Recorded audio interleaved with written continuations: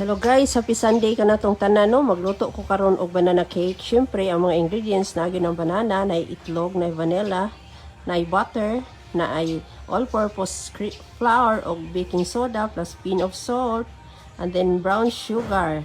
Then i-mix lang nimog tarong guys. While nag-prepare pa ka guys sa imong mga molder, mag-init po kada og tubig para kay steam ra man ni ang banana cake na mo. So i-prepare ni mo dani mo mga molder niya, mix nagtarong sa imo na siyang ibutang sa imong mga molder, and then bukal naman imong ibutang dire sa steamer nimo. Butangan nimo panakton, and then after mo na ni siya guys atong ablihan. Agoy kalami ka, perfect na lang gyud sa akong banana cake.